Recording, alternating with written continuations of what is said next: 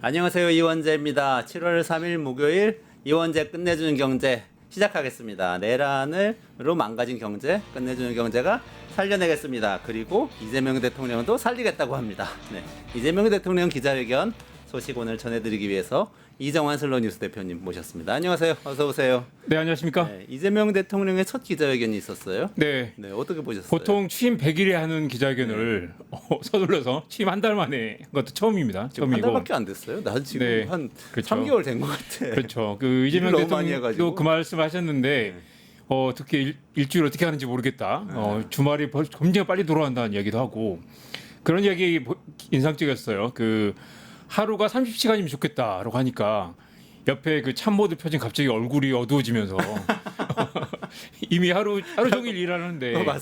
그리고 여기 나오네요. 저기 위성락 그 국가안보실장 표정이 어두워졌고요. 강훈식 비서실장은 삐죽하고 있네요. 그래서 딴 데 보고 있네. 예, 이 위성락 실장은 그 코피가 났다고도 하고 강훈식 실장은 5kg이 빠졌다고 하죠. 그리고 원래 비서실장 하면 이가 빠진다. 네. 그래서 잇몸약을 좀 먹고 있다고 합니다. 그래서 과거 문재인 정부 시절에 임종석 당시 실장이 1년 7개월 동안 이가 6개가 빠졌다라는 얘기 들었습니다. 그만큼 이제 지금 가장 그 좋을 때고 이재명 정부 자신감 넘치는 때 그리고 사실 이번 기자회견 또 이제 한 달밖에 안 됐기 때문에 사실 거의 악재는 없고 이 뭐 강력하게 밀어붙이는 추진력 넘치는 그럴 때 한 거잖아요. 그래서 이제 상대적으로 그런 이제 기자들 질문도 되게 우호적이고 그리고 네네네. 또 자신감 넘치고 또 이렇게 비전과 희망이 넘치는. 근데 아시겠지만 경제 상황은 굉장히 좋지 않고 네. 대외적으로도 굉장히 악재가 많은데 오늘 기자회견 보면서 많은 국민들이 야 이게 제대로 된 정부구나라는 생각을 했을 정도로 네. 굉장히 이 보기 좋은 그런 기자회견이었습니다. 기자들 질문을 추첨으로 네. 결정했다면서요? 그러니까 이것도 보면 과거에는 이제 사전에 질문을 받아서 논란이 되기도 했었죠. 네, 그래가지고 질문 검열한다. 뭐 박근혜 그런 정부 얘기죠. 때는 사실 질문을 하고 있는데 그 질문 리스트가 미리 찌라시로 돌아서 각본을 짜고 그리고 이미 그 질문에 대한 답변을 준비하고 와가지고 보고 줄줄 읽는 식의 뭐 사전에 그 짜고 친 고스톱이라는 말이 나왔었죠. 네네네. 그런데 이번에는 그런 게 전혀 없었고요. 그리고 몇 가지 방식으로 혼용을 했는데 명함을 직접 추첨을 하기도 하고 그리고 간사를 지명해 간사가 특정 그 기자를 찍기도 하고 대통령이 직접 또 저기 뒷부분에 누구 아무나 하세요라고 해서 사실 전혀 지금 뭐 준비 없는 그런 사전 예고 없는 그런 이 돌발 질문으로 구성이 됐고 사진에도 보시다시피 이재명 대통령이 거의 준비 없이 그러니까 종이도 없이 뭐 컴퓨터 없이 그냥 즉석에서 답변을 하는 그러면서 굉장히 순발력이 있고 네네. 또 이분이 또 말씀을 또 천천히 차분차분하게 하시더라고요. 그리고 네. 이 오랜 행정 경험에서 닦아놓은 그런 이제 이 유연하면서도 이렇게 굉장히 또 저도 이제 처음 이런 이제 기자회견은 처음이잖아요 이재명 대통령이. 근데 굉장히 또 강하고 고집이 센 그런 느낌을 줬는데 오늘 기자회견에서는 모르는 걸 모른다고 말하고요. 네. 또 이렇게 반론을 충분히 또 받기도 하고 또 정책의 약점을 이야기하기도 하고 그러면서도 이렇게 유연한 그런 태도로 보여서 와 과거 대통령과 좀 스타일이 많이 다르다라는 생각을 하신 분들 많았을 것 같습니다. 과거 대통령이 스타일이 같으면 안 되는. 물론 그렇죠. 대통령은 네. 그래서 몇 가지만 볼까요? 그래서 네. 4.5일제를 물었더니 시점이 언제냐 물었더니 주 4.5일제 노동 네네. 이슈죠. 그래서 네. 보통은 뭐 공약이니까 네. 뭐 빠르게 추진하겠다거나 아니면 뭐 이건 뭐 이야기를 할 텐데 사실 이제 이게 대한 안정감을 줬던 게 시점의 문제는 아니다. 모르겠다. 그리고 이거는 일괄적으로 할 수 있는 문제는 아니고 결국 기업들이 이렇게 따라가면서 문화가 바뀌어야 될 문제지 국가 차원에서 언제부터 4.5일제 간다라는 거 아니라고 또 정확히 선을 긋더라고요. 그런 부분들은 그렇다고 해서 그걸 아무도 공약을 어겼다고 생각하진 않고 네. 추진하게 할 텐데 현실적인 어떤 어려움들이 있다라는 그런 얘기를 하셨고요. 그리고 지역균형 발전 이야기 나올 때는 마침 옥천신문 기자가 질문을 했는데 네네네. 옥천에 배치될지는 모르겠다.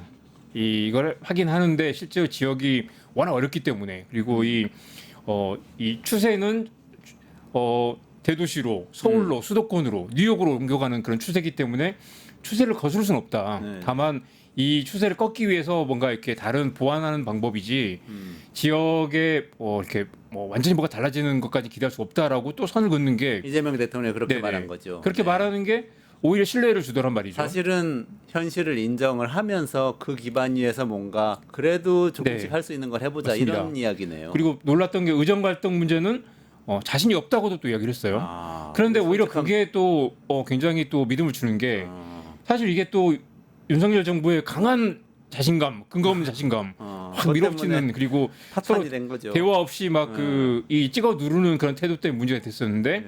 자신이 없지만 일단 소통하는 게 중요하다고 말하는 게 접근이 좀 다르다라는 생각을 했습니다. 근데 그래도 방향이 없으면 네, 조금 답답하잖아요. 네. 그러니까 자신이 없고 뭐 이렇게 네. 정확히는 모르지만 뭐 어디로 갈지 모르겠다 하면 안 되는데 그래도 방향은 좀 그렇습니다. 제시한 것 방향 같아요. 전체적으로 네. 이제 그게 믿음을 줬던 거는 이걸 못하겠다도 아니고 자신이 없다도 아니고 기본적인 방향은 소통 그리고 기본적으로는 정부가 역할을 해야 된다. 예를 들면 민생지원금도 마찬가지인데 민생지원금을 하면 완전 좋은 세상이 옵니다라고 말하지 않더라고요. 효과는 예측하는 것이 확정된 게 아니고 의견도 갈린다라고 얘기했어요. 그거는 민생지원금이 실제로도 그렇죠. 이게 그래서 그런 이야기도 있었습니다. SOC 예산을 집행하는 효과가 크지 않느냐라는 반론이 있죠. 근데 이 부분의 이 스토리가 굉장히 좋은 게 이 SOC를 집행하는 효과가 크다고 하는 이야기 있는데 틀린 얘기 아니다라고 또 이야기를 해요. 그래서 이게 그러니까 뭐- 그게 뭐 예. SOC 예산을 집행한다는 게 옛날에 이명박 정부 때 건설 경기를 키워가지고 다리 있고 도로 깔고 강바닥 파업고 하는 것들이 아파트 개발하고 예. 뭐 이런 것 실제로도 그게 더 GDP 효과는 부동산, 크다라는 이야기 우리 지난 시간에도 이야기했지만 크다는 이야기 그런 있지만 얘기도 있죠. 네, 그게 주장이 틀린 있어요. 이야기는 아니다. 네, 그리고 심지어 또 일리는 있다라고 얘기를 해요. 일리는 있다. 야 이게 그러니까 이재명 그렇지만 민생 회복 지원금은 소비 진작과 소득 지원 효과도 있다. 네네. 전 그 부분에서 와 이게 정말 대단하다 싶은 생각이 들었는데 그냥 돈을 뿌린 게 아니라 소득 지원인데 어떤 사람은 50만 원이 없어서 죽기도 한다.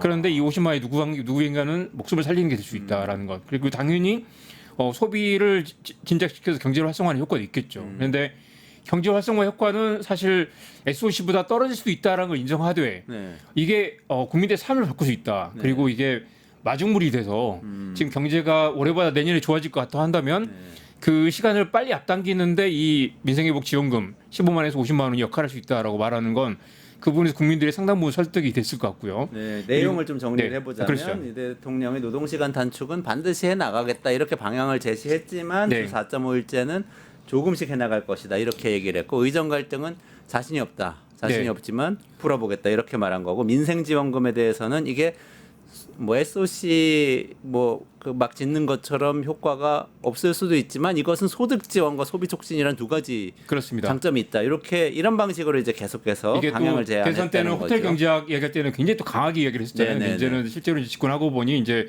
좀 더 균형 있게 그리고 네. 약점과 한계를 이야기하면서 국민들의 동의를 구하는 방식으로. 그리고 지역 균형 발전은 전면적 대전환이 필요하고 네. 지방 배려 수준을 넘어서 지역을 우선 고려해야 된다고 방향은 네, 제시하면서도 큰 방향을 잡았습니다. 지금 상황은 어쨌든 사람들이 계속 빠져나가서 네. 이 지역에서 서울로 그리고 뉴욕으로 빠져나가는 상황이라는 상황 인식은 같이 했다. 뭐 이런 거죠. 네. 네. 그러니까 급격한 흐름을 완화하는 정도에서 그래도 나아질 거다라는 믿음을 주는 거죠. 거기서 사실 그래서 이런 화법이 되게 정말 그 신선하면서도 좀 오히려 강력한 믿음을 줄 수 있는 게 잘 될 겁니다라고 막 떠드는 것뿐만 아니라 한계는 있지만 이것까지 할 수 있다라는 걸 보여주는 거죠. 그리고 그러니까요. SOC도 당연히 좋지만 이거는 소비 진작 플러스 그 이야기도 했어요.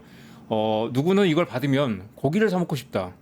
평소에 먹지 못했던 고기를 사 먹고 싶다. 또 누구는 이걸 받으면 무슨 과일을 먹고 싶다고 하는데 그 어떻게 보면 그 약간 뭐 가벼운 이야기일 수 있지만 누구에게는 평생 먹고 싶었던 과일 이걸 정부에서 준 돈으로 사 먹을 수 있는 그 기회 그게 사실은 이제 별게 아닐 수도 있지만 국가 그런 사람들의 소원을 들어주는 것 못했던 것을 해주고 그걸 통해서 골목 경제 살아나는 것 자체가 경제의 마중물이 될 수 있다는 접근도 굉장히 새로웠습니다. 그러니까 대통령이 그렇게 이야기를 설명을 한 거죠. 네.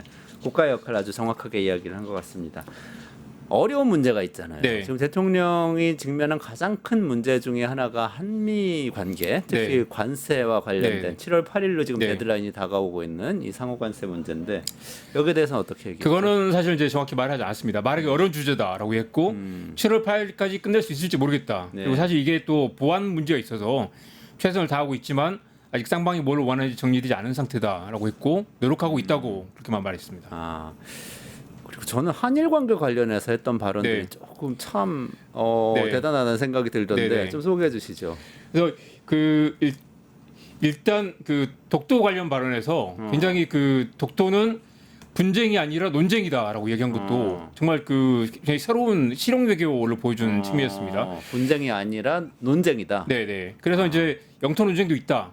대한민국이 실효적으로 지배하고 있는 명확한 대한민국 영토이기 때문에 분쟁은 아니다. 논쟁이 분쟁은 있는 아니죠. 거다라고 그분은 쐐기로 확 박더라고요. 그러면서 동시에 한국과 일본은 뗄래야 뗄 수 없는 관계고 이해를 같이 한다. 그리고 또 이분이 또 비유를 잘하는데 오른손으로 싸워도 왼손으로 잡는다라는 이야기. 그리고 저쪽의 손해가 우리의 이익을 보는 관계. 우리가 이익을 보면 저쪽이 손해 본다 그런 관계가 아니라 저쪽도 이기고 우리도 이익을 보는 그런 게 가능하다고 본다라는 것들은 네. 좀 전향적인. 그래서 이제 이게 친일 골정도 아니고 네. 그렇다고 해서 뭐 그 일본과 대립적인 관계도 아니고 그러면서 동시에 뭐 일본의 납치자 문제도 뭐 해결을 위한 노력에 공감한다로 얘기하면서 오늘 제가 오기 전에 일본 신문들을 보니까 그 부분을 또 굉장히 이 긍정적으로 일본 신문들이 받아들이더라고요. 그렇죠. 저는 사실 조금 네. 걱정이 됐던 게 네. 뭐냐면 제가 사실 계엄 이후에 탄핵 심판이 나기 전에 일본 외교관들을 만났었어요. 그러면서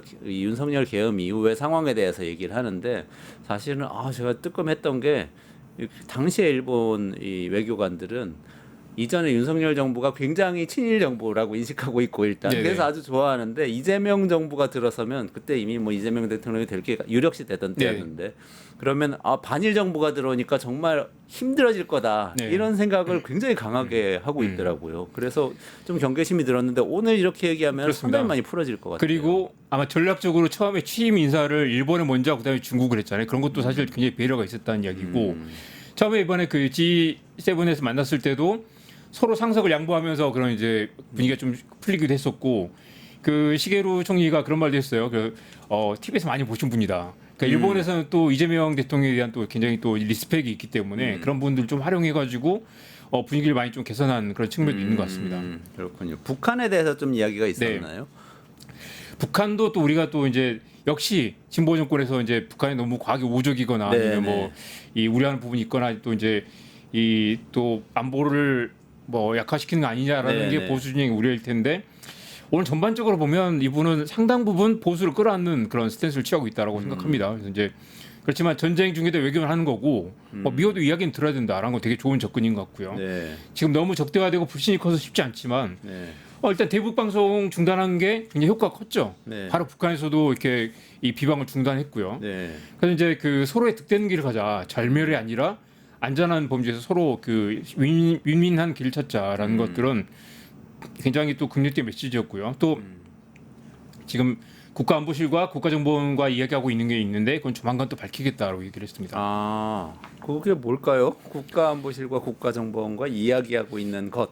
아마 이제 그 북한 이슈 관련해서 뭐 미국과 연결시켜서 풀 수 있는 네네네. 그런 방법들이 있다거나 어떤 식으로든 이걸 이분도 또 실용외교 또 이제 네네. 그리고 이제 또 어떤 그런 이제 그 굉장히 효능을 중시하는 분이라서 어떤 이렇게 이벤트를 준비하고 있지 않을까 싶습니다. 뭔가가 있나 본데 좀 기대가 됩니다. 네. 국방도 굉장히 자신감을 보여준 것 같아요. 네. 북한 GDP 대비 우리나라 국방비 지출이 그래서 사실은 이제 1.4배다. 그거 정말 재밌죠. 그 뭐냐면 이 안보 이슈에서 사실 이런 접근도 사실 새로운데 우리가 이미 한국의 국방비가 북한 전체 GDP의 1.4배다라는 건 그리고 한국이 국방에서 국방비 지출에서 세계 5위라는 것 이게 당연히 다 알고 있지만 사실 이걸 강조하고 보면 다른 그림이 그려지죠. 우리는 북한과 싸우고 있지만 대립하고 있지만 우리가 압도적으로 전력이 강하다는 거죠. 그리고 미군의 지원을 받고 있지만 그것과 별개 우리는 그 안보 강국이기 때문에 얼마든지 좀 그 다른 형태로 접근할 수 있다. 그리고 북한이 핵을 갖고 있더라도 굳이 그거 끌리지 않고 동등하게 뭐 협상할 수 있다라는 것 그런 것도 좀 전향적이고 새로운 태도. 그러면서 동시에 대화를 해야 된다. 하는. 그래서 이런 접근을 가지면 북한도 상대적으로 또 윤석열 정부보다는 좀 더 약간 일단은 분위기가 좋기 때문에 네. 어떤 새로운 계기가 풀릴 수 있지 않을까 싶습니다. 우리가 굉장히 군사력에서 앞서 있다. 네. 전제하고 그리고 전쟁 중에도 대화는 하는 거다. 그렇죠. 이렇게 얘기하면서 대화를 할 수 있는 거라는 앞서 있기 거지. 때문에 굳이 조급할 이유가 없는 거죠. 정말 대등하게 또 아니면 또 여유롭게 접근할 수 있는 거죠. 그리고 당장 전쟁이 날 것처럼 조바심을 내거나 이 전쟁 기용을 부풀리거나 마침 오늘 나온 이야기는 윤석열 대통령이 VIP가 그 이 평양에 무인기 침투를 지시했다는 거 아니에요? 그 기사와 비교해서 보면 와, 그 안보가 경제다라는 말이 새삼 실감이 나는 것 같습니다. 난 진짜 맞습니다. 남북한의 이 네. 현대사에서 가장 비극적인 사건 사실 한국 전쟁이었잖아요. 네. 그 어쨌든 남침을 한 거고 김일성이 남침을 지시를 한 사람이기 때문에 그분이 한반도 최고의 빌런이었다고 생각을 하는데 네. 그거보다 더 심한 사람이 윤석열 씨였을 맞습니다. 수도 있다는 생각도 해요. 지금 오늘 아침 한겨레에 나온 기사 보니까 그 북한에 무인기를 보내가지고 북한에서 굉장히 격앙된 성명을 냈잖아요. 그래서 네네네. 북한이 반응하는 걸 보고 VIP가 박수를 치면서 좋아했다는 거예요. 욕하는 거 보고. 예, 그게 녹음으로 나와 있다고 하는데, 윤석열 씨가. 예, 그 공개가 되면, 그러니까 이거는 거의 한반도를 불바다로 몰아넣으려고 북한을 도발해서 그리고 도발을 하고 그걸로 이 계엄을 일으킬 생각이었던 그 정황이 지금 드러나 있는데 반응이 오니까 너무 좋아서 박수를 네. 쳤다는 거죠. 이제 전쟁이 일으킬 수 있겠다. 그러니까요. 그런데 북한에서는 그 보니까 전쟁을 일으키지 않는 게 네. 북한 이미 자신감이 있고 그리고 한국을 되게 이 대화 상대로 보지 않은 데다가 이미 윤석열에 대한 평가를 뭔가 모질한 사람이라고 그 표현이 있더라고요. 뭔가 부족한 사람이라고 봤기 때문에 상대할 필요가 없다고 생각을 했던 거예요. 그것 때문에 우리가 전쟁이 나지 않고 이렇게 평화로운 공유체를 이룰 수 있었던 우리가 것입니다. 이렇게 김정은한테 고마워하는 날이 올 네. 줄이야 참 네. 놀라운 일입니다. 그리고 부동산 이야기도 해야 되는데 짧게 부동산 얘기. 이 마지막 3분에 마지막 기자가 질문한 게 부동산 이야기였는데 그 3분 때문에 부동산 카페에서 난리가 났다는 거예요. 네네네. 이제 지금 이제 대출 규제가 굉장히 강력하다라고 했죠. 문재인 정부 대출 규제에 28배다라는 얘기도 나오고 네네네. 28가지 문재인 정부 대책에 다 뛰어넘을 정도로 강력하다는 얘기가 나왔는데 네. 그 대출 규제는 맛배기고요. 계속 더 있다는 거죠. 더 있다. 네. 그래서 신도시도 지금 계획된 것도 공급 안 되고 있기 때문에 신도시 속도도 빨리 할 것이고 네. 공급도 다양한 방법이 있다. 그리고 수요 억제도 대출 규제 말고도 많다. 이런 이야기를 듣고 이제 부동산 카페에서 난리가 난 거예요. 이렇게 부동산 가격을 통제하겠다는 거죠. 네네네. 그리고 결정적으로 이제 부동산 카페에서 뒤집어졌던 건 부동산보다 금융으로 가는 게 맞다고 본다. 그리고 코스피 5천 이야기도 계속했고요. 네네. 그리고 나라가 이 민주주의를 되찾는 것만으로 3천이 넘었는데 네. 이게 조금만 더 성장과 그다음에 안정성과 미래에 대한 비전을 가지면 훨씬 더 주가가 오를 수 있다. 그래서 이제 부동산 말고 금융을 하라, 주식을 하라라는 메시지를 계속 요즘 몇 차례 줬죠. 그래서 이제 이게 부동산 시장에 강력한 어떤 시그널이 되지 않을까. 그리고 만약에 대출 규제를 잡히지 않으면 다른 규제를 또 내놓겠다라는 메시지를 줬기 때문에 네. 지금도 강력한데 이 부동산 시장의 어떤 형태의 그런 이제 메시지가 충분히 상당히 전달될 강한 수 있을 것 시그널이 같습니다. 전달된 것 같아요. 자, 그래 분위기 좋은데 네. 또 조금 예민한 질문들 네. 저는 눈에 띄는 것들이 있었어요. 네. 일단은 제왕적 대통령제 얘기하고 감사원 네. 얘기가 있었어요. 네. 그 얘기 어떻게 보셨어요? 제왕적 일단 대통령제 어떤 얘기인지 전해주시고 네. 평가를 좀 해주시죠. 예, 제왕적 대통령제 이야기는 이제 약간 보수 성향 언론에서 네. 이제 약간 삐딱한 질문을 했는데 그 질문이 사실 오늘 그 기자회견 하이라이트였다고 생각합니다. 네. 그러니까 제왕적 대통령제라는 건 어폐가 있다라고 말하면서 언제나 요소야대나 야대 요소가 되는 상황인데 지금 마침 이제 여대 야소 상황인 거잖아요. 그리고 그게 국민들의 선택이라는 거죠. 그리고 갑자기 여당이 강해졌다고 해서 제왕적 대통령제가 아니라 그 부분이 포인트인데 내가 잘못하면 2년 뒤, 3년 뒤에 다시 뒤집힐 거고 정권이 바뀔 거다. 이게 민주주의에 작동하는 원리인데 갑자기 권력이 뭐 여당이 크다고 해서 제왕적이라고 생각하지 않는다. 우린 계속 심판이 기다리고 있고 국민들이 결국 선택을 하는 거다라는 네. 얘기. 그거는 사실 민주주의의 어떤 기본 원칙을 얘기한 거고 또 재밌었던 건 이 전임 대통령이 힘들어하지 않았느냐. 그러니까 윤석열 씨 얘기하는 거예요? 네. 그러니까 여소 야대에서 힘들어하지 않았느냐. 그러니까 지금 다행히 이재명 정부는 여대 야소라서 지금 이제 제왕적 대통령이라는 말도 듣고 중요한 기회를 갖고 있지만 만약 자기가 잘못하면 다시 이게 뒤집힐 거고 네. 굉장히 힘든 상황을 맞게 될 거다라는 걸 인정 또는 시인을 하고 있는 거죠. 그리고 그만큼 그게 또 이 정부의 자신감이겠죠. 내가 잘하면 다시 이 제왕적 대통령이 힘 있는 정부를 가져갈 수 있는데 어느 정부나 이게 한국 사회, 한국 정치에 내재된 그런 위험이기도 하고 결국 전임 대통령이 힘들었던 것도 국민들의 지지를 선택을 받지 못했기 때문인 것이고 내가 제왕적 대통령이라고 한다면 그것 역시 국민들이 열심히 하라고 힘을 실어준 것이다라는 네. 메시지를 우회적으로 보낸 것이고요. 그리고 국정 지지율 60%도 높지 않다. 문재인은 80까지 나왔고 네. 더 높게 나와야 된다라는 더 높이겠다. 네, 그런 이야기들이 80%, 90% 그래서 가고 이분이 싶은가 이렇게 보네. 강하게 표현을 하지 않으면서도 굉장히 그 설득력 있는 그런 메시지를 이거 꼭 짚어야 되는데 민주당이 야당일 때 네. 감사원을 네. 감사원이 사실 전횡이 엄청 심했잖아요. 네. 윤석열 정부 때. 그래서 국회로 감사원 넘기라고 얘기를 네. 했었거든요. 네. 근데 대통령이 됐단 말이죠. 네. 행정부 소속이잖아요, 감사원이. 그러면은 사실 넘기고 싶지 않아지는데 네. 보통은 네. 뭐라고 대답했죠? 감사원 기능을 넘겨줄 수 있으면 넘겨주고 싶다. 권력은 견제하는 게 맞고 이거는 사실 말씀하신 대로 굉장히 자신감 없으면 하기 쉽지 않은 것이고 검찰도 사실은 이제 정권이 바뀌면 또 정권이 바뀌면 또 문재인 정부도 그랬잖아요. 네, 검찰 칼을 그러니까 휘둘러 이걸 좀 검찰을 칼을 쓰고 활용해서. 싶을 텐데 지금 이제 검찰 개혁을 밀어붙이는 것도 그리고 특히 또 특별감찰관 임명을 지시했어요. 지금 네. 특별감찰관이 문재인 때 만들어놓고 지금 8년째 공석인 9년째 공석인 상황입니다. 그런데 제가 오늘 아침에 저희 슬로우 레터에 특별감찰관이 있었으면 윤석열 정부가 그 지경이 되지 않았을 수도 있다라고 표현을 썼더니 그걸 되게 누가 어떤 독자분이 너무 나이브한 거 아니냐라고 네. 얘기하던데 네. 제 생각 맞습니다. 정권 초반부터 특별감찰관이 있었다면 디올백 사건이든 뭐 이렇게 관저 공사 논란이든 모든 걸 다 이 내부 고발이나 그 폭로를 했겠죠. 그랬는데 이재명 정부는 이 특별감찰관 초반에 임명을 하면 적어도 그런 일들을 최소한 더 크기 전에 막을 수 있다. 가까운 사람이 불행을 당하지 않게 할 수 있다라는 건 매우 중요한 것 같습니다. 그리고 일단 그게 관리를 그만큼 잘하고 이제 있네요. 의지의 표현이기도 하고 그게 사실은 우리 모두가 원하는 어떤 정권의 어떤 투명성 아니겠습니까?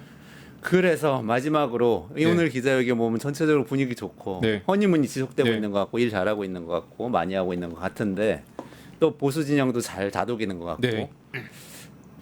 조선일보가 또 그렇게 칭찬을 하고 있다면서요. 예. 양상훈 주필이 오늘 아침에 깜짝 놀랐어요. 예. 예. 내가 만난 사람들 중에서 이재명 정부 인사에 낙제점을 준 분은 한 분도 없었다. 양상훈 주필은 만나는 분들은 다 보수 인사일 텐데. 네. 그리고 그 말하고 난 다음에 뒤에 반전이 있을 줄 알았더니 끝까지 또 기대가 있어요. 그리고 최고의 평가로 생각하는 건 이대로면 지방선거를 넘어서 3년 뒤 총선까지 이기고 정권 재창출까지 할 수 있다라고 얘기한 거는 정말 사심 없이 그냥 야, 잘해보십시오라는 이야기를 완전 덕담을 건넨 거예요. 또 양상훈이면 거의 그 조선일보의 최고 이 논조를 최고 스피커죠. 네, 쥐고 있는 사람인데 인플루언서죠. 그분이 이렇게 이례적으로 후한 평가를 내리는 건 일단 이게 보수 진영의 가치에도 맞는 거죠. 부동산도 관리를 하고 있고 주가 5천이라 얘기한다는 건 사실 누구도 이게 반대할 사람이 없거든요. 그렇죠. 자산 가치를 높여준다는데 그리고 어떻게든 민생지원금도 이게 처음에는 이제 포퓰리즘이니 아니면 사회주의니 했지만 이게 돌기 시작하고 경제가 살아나면 모두게 좋은 거잖아요. 네. 물론 이제 오늘 빠졌던 질문은 이제 재정 건전성 이야기가 여전히 빠졌고 그걸 질문을 안 하더라고 기자들이. 그리고 그거는 나중에 우리가 네. 냉철하게 한번 다시 네. 짚어봅시다. 시간이 다 돼서 네. 여기까지 하겠습니다. 이정환 슬로우 뉴스 대표하고 같이 이재명 대통령의 첫 기자회견 이야기 나눴고 조금만 기다리시면 강정수 박사와 같이 AI 이야기를 할 텐데 지금 판이 뒤집어지고 있다고 합니다. 챗GPT 한국인 사용자가 2천만 명을 넘어서고 세계적으로 8억 명을 넘어서면서 메타, 애플 다 뒤집어지고 있다는데 이 이야기 끝까지 들어주시고요. 라이브 끝까지 시청해주시고 이 대표님 여기서 인사드릴게요. 고맙습니다. 네, 고맙습니다. 유튜브 구독하고 실시간 채팅과 댓글을 남기시면 매일매일 7천 TTCO를 드립니다.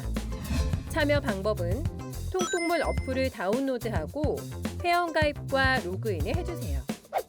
마이페이지에서 나의 회원 고유 번호를 복사해주세요. 유튜브 구독 후 실시간 채팅이나 댓글창에 고유 번호를 한 번만 입력하면 준비 끝! 지금 유튜브 채팅과 댓글 쓰기 참여하고 실천 TTCO 받아가세요.